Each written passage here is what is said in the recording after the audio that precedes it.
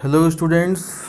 तो अध्याय 2 के अम्ल क्षारक एवं लवण के पार्ट 2 में आप लोगों का स्वागत है। पार्ट 1 में हम लोगों ने देखा था कि वो एसिड के डेफिनेशंस क्या क्या थे, इसके बाद उसके एग्जांपल्स, फिर क्षारक की परिभाषा, फिर उसके उदाहरण, उसके बाद सूचक कितने प्रकार के होते हैं उन सब के उदाहरण, और फिर इसका क्या प्रभाव पड़ता है। उसके बाद अम्ल एवं क्षारक के रासायनिक गुण, जिसमें अम्ल के साथ धातु की अभिक्रिया, क्षारक के साथ धातु की अभिक्रिया, पॉप टेस्ट क्या था।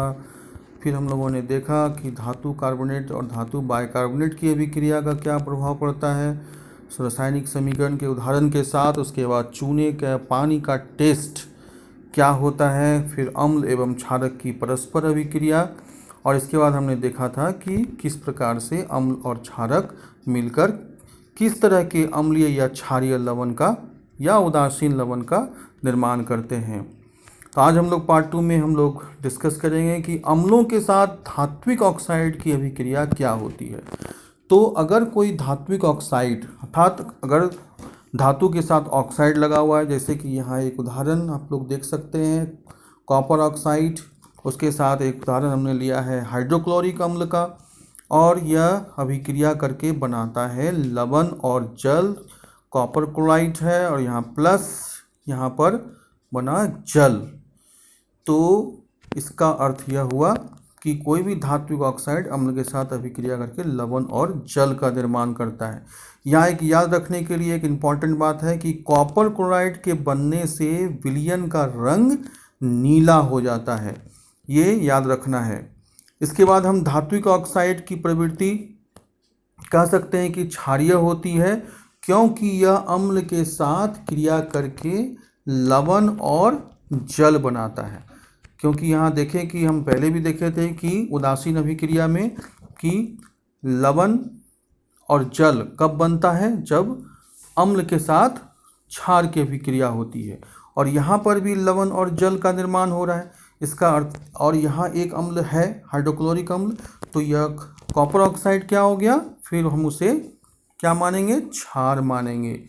इसके बाद एक और उदाहरण यहाँ पर मैग्नीशियम ऑक्साइड का भी है, MgO, उसके भी रासायनिक समीकरण में आप लोग यूज़ करके देख सकते हैं, वहाँ पर भी लवण और जल का निर्माण होगा।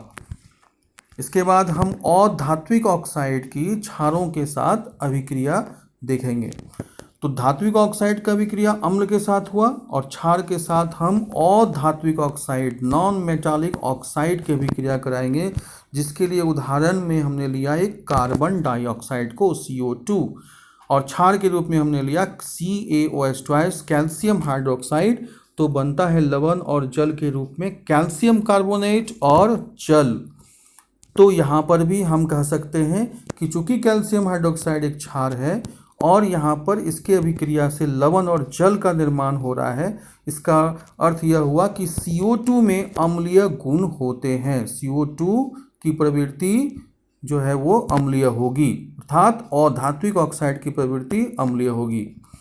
फिर हम यहाँ देखते हैं कि जलीय विलयन में अम्ल और क्षारक की क्या भूमिका होती है।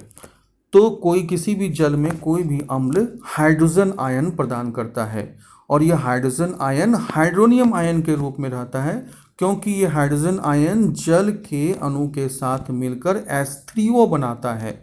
यहाँ एक उदाहरण के लिए हम देखें, एक हाइड्रोक्लोरिक एसिड लिया हमने अम्ल, और इसको जल के साथ मिलाते हैं, तो यहाँ H3O बनता है प्लस क्लोरीन आयन बनता है, और यह H3O प्लस जो है क्या हो गया, हाइड्रोनियम आयन हो गया। ठीक उसी तरह से हम क्षारक के लिए देखें कि जो क्षारक जो है OH आयन प्रदान करता है, तो इसका उदाहरण में हम यहाँ पर देखेंगे सोडियम हाइड्रोक्साइड NaOH, एरो के ऊपर H2O दिखाया गया है जल की उपस्थिति, और यह प्रदान करता है सोडियम आयन और हाइड्रोक्सिल आयन। उसी तरह से दूसरा उदाहरण है मैग्नीशियम हाइड्रोक्साइड का, यह भी जल की उपस्थिति में मैग्नीशियम आयन और हाइड्रोक्सिल आयन प्रदान कर रहा है। और यहाँ पर हम कहेंगे कि सभी क्षारक जल में घुलनशील नहीं होते। जब हमने देखा था कि क्षारक और क्षार में क्या डिफरेंस था, तो हमने देखा था कि केवल वे क्षारक ही जो जल में घुलने की क्षमता रखते हैं उसे ही हम क्षार कहते हैं। तो जल में घुलनशील क्षारक क्षार कहलाते हैं। इसका मतलब क्या हुआ कि वैसे क्षारक जो जल में घुलेंगे वही क्षार कहलाएंगे, अर्थात सभी क्षार क्षारक होते हैं, सभी क्षारक क्षार होते हैं, क्योंकि वह, परंतु सभी क्षारक, यहाँ पर एक देखिए एक डिफरेंस क्या है कि सभी क्षार क्षारक होते हैं परंतु सभी क्षारक क्षार नहीं होते, क्योंकि कौन से क्षारक क्षार नहीं होंगे, जो कि जल में नहीं घुल पाएंगे। तो ये एक डिफरेंस है यहाँ पर। उसके बाद हम देखें कि जल के साथ अम्ल या क्षारक को मिलाते समय हमें सावधानी बरतनी चाहिए। यहाँ एक प्रश्न भी आता है कि अम्ल की सांद्रता को कम करने के लिए उसमें जल मिलाना घातक होता है, क्यों? तो यहाँ हम देखेंगे कि हम अगर कोई सांद्र अम्ल है या सांद्र क्षारक है तो हम उसमें जल को नहीं मिलाएंगे, बल्कि जल में हम उस अम्ल को मिलाएंगे उसकी सांद्रता को कम करने के लिए। तो यहाँ देखिए एक पात्र है, एक पात्र में अम्ल लिया हुआ है और इसमें हम जल को मिलाते हैं, तो यहाँ पर एक क्रॉस लगा हुआ है, अर्थात यह प्रक्रिया गलत है, क्योंकि इससे क्या होगा, एक दुष्प्रभाव उत्पन्न होगा, एक बहुत तेज ताप उत्पन्न होगा, जिससे यह पात्र भी टूट सकता है और यह अम्ल उफन कर बाहर भी आ सकता है, जो हमें जला भी सकता है। तो सही प्रक्रिया क्या है?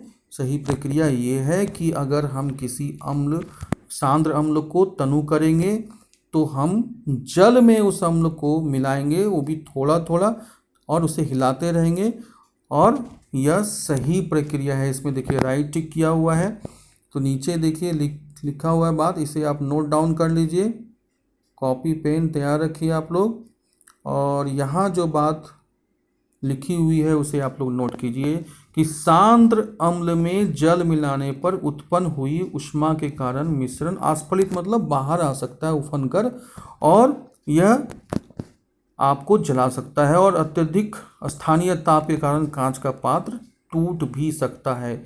इसीलिए हम अम्ल में जल को नहीं मिलाते हैं, बल्कि जल में अम्ल को या क्षार को मिलाते हैं, उसे तनुकृत करने के लिए, डाइल्यूट करने के लिए। तो जल को अम्ल में डालने से क्या होगा, तो ये दो प्रभाव यहाँ पर दिया हुआ है कि एक तो वह मिश्रण आस्फलित होकर बाहर आ सकता है उफन के, दूसरा है स्थानीय ताप के कारण कांच का पात्र टूट सकता है। अब देखिए जो पहले बातें हम लोगों ने पढ़ा उसे एक चार्ट के द्वारा एक जगह दिया हुआ है, ताकि आपका एक तरह से रिमाइंडर भी हो जाएगा, मेमोरी में फिर से वो आ जाएगा। देखिए ऊपर अम्ल के साथ धातु की विक्रिया हुई थी, तो क्या बना था, लवण और हाइड्रोजन। इसे आप बना लीजिए, ड्रॉ कर लीजिए एक छोटे से चार्ट पेपर में, और जहाँ आप लोग स्टडी करते हैं वहाँ से चिपकाइए, उसे देखिए कि दिमाग में, मेमोरी में वो सेट हो जाएगा। तो पहला तो ये हो गया अम्ल प्लस धातु, लवण और हाइड्रोजन गैस। और अगर अम्ल का अभिक्रिया धात्विक ऑक्साइड के साथ होता है, जैसे वहाँ पर अभिक्रिया देखे थे CO कॉपर ऑक्साइड के साथ कराए थे, तो क्या बना था, लवण और जल, क्योंकि धातु का ऑक्साइड का ऑक्सीजन उस हाइड्रोजन के साथ संयोग करके क्या बनाया था, धातु का ये जल का निर्माण कर देगा। इसके साथ H2 के साथ जो है वो एक O मिलेगा और वह निर्माण करेगा जल का। इसके बाद यहाँ देखें धातु कार्बोनेट के साथ, धातु कार्बोनेट के साथ जो है अभिक्रिया होती है, तो लवण CO2 और जल का निर्माण होता है। उसी तरह से धातु बाइकार्बोनेट के साथ भी अभिक्रिया होती है, तो भी लवण, कार्बन डाइऑक्साइड और जल का निर्माण होता है। और यदि अम्ल का क्षारक के साथ अभिक्रिया होता है तो लवण और जल बनाता है। ये उदासीन अभिक्रिया में हम लोग अच्छी तरह से इसको समझ रहे हैं, जान रहे हैं। अब दूसरा चार्ट देखते हैं क्षारक के साथ अभिक्रिया। तो क्षारक के साथ जब अभिक्रिया होती है धातु का, तो वह लवण और हाइड्रोजन गैस बनाता है, ठीक उसी तरह से। और यहाँ पर धात्विक ऑक्साइड नहीं आएगा, बल्कि क्षारक के साथ हमने क्या कराया था, और धात्विक ऑक्साइड का, जैसे वहाँ उदाहरण लिए थे CO2 कार्बन डाइऑक्साइड का, तो यह भी निर्माण किया था लवण और जल का। उसके बाद इम्पॉर्टेंट बात यहाँ है कि धातु जो है वो क्षारक के साथ, धातु बाइकार्बोनेट के साथ क्षारक कोई अभिक्रिया नहीं करता है, और धातु कार्बोनेट के साथ भी क्षारक कोई अभिक्रिया नहीं करता है, तो ये याद रखना है। उसके बाद क्षारक की अभिक्रिया अगर अम्ल के साथ होती है तो फिर से वही उदासीन अभिक्रिया होगी और लवण और जल का निर्माण होगा। तो क्या अम्लों और क्षारकों में क्या समानता हमने देखा कि एक तो देखें कि जितने भी अम्ल होते हैं वो सभी विलयन में हाइड्रोजन आयन उत्पन्न करते हैं और जो क्षारक होते हैं वो OH यानी कि हाइड्रोक्सिल आयन उत्पन्न करते हैं। तो यहाँ पर हम कह सकते हैं, इसे आप नोट कर लें कि जब कोई अम्ल या क्षारक जल में मिलाया जाता है तो यह तनुकृत हो जाता है। जल में मिलाने पर आयन की सांद्रता जो है हाइड्रोनियम आयन या हाइड्रोक्सिल आयन में प्रति इकाई आयतन की कमी हो जाती है। इसका मतलब क्या हुआ कि जितना अधिक उसमें जल मिलाएंगे वह उतना अधिक पतला होगा, वह उतना अधिक डाइल्यूट होगा और उसके डाइल्यूशन के कारण अम्ल अगर है तो उसमें हाइड्रोनियम आयन की कमी होगी और क्षार है तो उसमें OH आयन की कमी आएगी और इससे उसके प्रबलता में भी कमी आएगी। मतलब जितना हाइड्रोजन आयन कमते जाएगा या OH आयन कमते जाएगा उसकी प्रबलता भी कमते जाएगी। अब यहाँ हम देखें कि अम्ल, कोई भी अम्ल या क्षारक कितना प्रबल है, इसे हम पहले भी देख चुके हैं पार्ट 1 में कि कितना प्रबल है। ये हम कैसे पता लगाते हैं, तो वह हम लगाते हैं यूनिवर्सल इंडिकेटर से और यह यूनिवर्सल इंडिकेटर अलग अलग सांद्रता के लिए अलग अलग रंग प्रदर्शित करता है। इसके बाद हम बात करेंगे पीएच स्केल। इसका भी परिभाषा कई बार पूछा जा चुका है, तो इसका आप जो है डेफिनेशन यहाँ से नोट करें कि पीएच स्केल को कैसे डिफाइन करेंगे। तो किसी विलयन में उपस्थित हाइड्रोजन आयन की सांद्रता ज्ञात करने के लिए एक स्केल विकसित किया जाता है जिसे पीएच स्केल कहते हैं। और पीएच का पी जर्मन के पुसांस शब्द से लिया गया है जिसका अर्थ होता है शक्ति, पावर।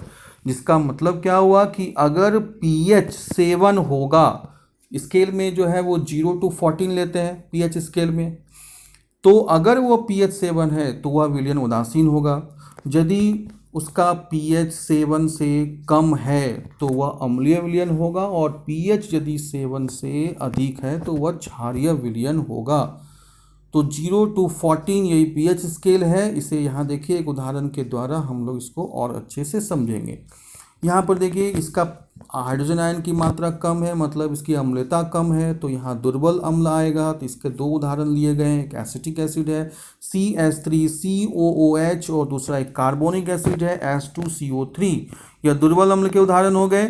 यहाँ पर हाइड्रोजन आयन की मात्रा कम दिखाई गई है। जैसे इसकी मात्रा बढ़ रही है यह प्रबल अम्ल हो गया और इसके उदाहरण 3 यहाँ पर दिए हुए हैं। एक hydrochloric acid H2SO4, sulphuric acid HNO3, nitric acid. फिर एक उदाहरण हम लोग अब क्षार के लिए देखेंगे। क्षार में भी ठीक उसी तरह से OH आयन की मात्रा अगर बहुत कम है तो वह दुर्बल क्षार हो गया। यहाँ पर एक उदाहरण है NH4OH अमोनियम हाइड्रोक्साइड और प्रबल क्षार के लिए हम लोग देखें यहाँ पर NaOH sodium hydroxide, potassium hydroxide और कैल्शियम हाइड्रोक्साइड। तो हम लोग इसको एक बार और अच्छे से समझ लें कि यहाँ पर पीएच स्केल को 0 से, यहाँ आप देख रहे हैं कि लेफ्ट साइड में 0 है, राइट साइड में 14 दिया हुआ है और ठीक बीच में 7। तो अगर किसी विलयन का पीएच 7 है तो वह विलयन उदासीन है, न्यूट्रल है। और जब उसका पीएच 7 से कम हो रहा है तो उसका एसिडिटी बढ़ रहा है, उसकी अम्लीय प्रकृति उसकी बढ़ रही है, तो हाइड्रोजन आयन की सांद्रता भी बढ़ रही है। फिर हम देखें इधर से, जैसे ही pH 7 से अधिक हो रहा है तो उसकी क्षारक प्रवृत्ति भी बढ़ रही है और हाइड्रोजन आयन की सांद्रता में भी कमी आ रही है, मतलब उसकी अम्लता में कमी आ रही है। तो ये इसको हम चार्ट के द्वारा समझें। अब हम देखेंगे कि pH का महत्व हमारे दैनिक जीवन में क्या है। जो एनिमल हैं, प्लांट्स हैं, वो पीएच के प्रति बहुत सेंसिटिव होते हैं। अब हम अपने शरीर की बात करें तो हमारे शरीर का पीएच 7 से 7.8 के रेंज के बीच में वह कार्य करता है।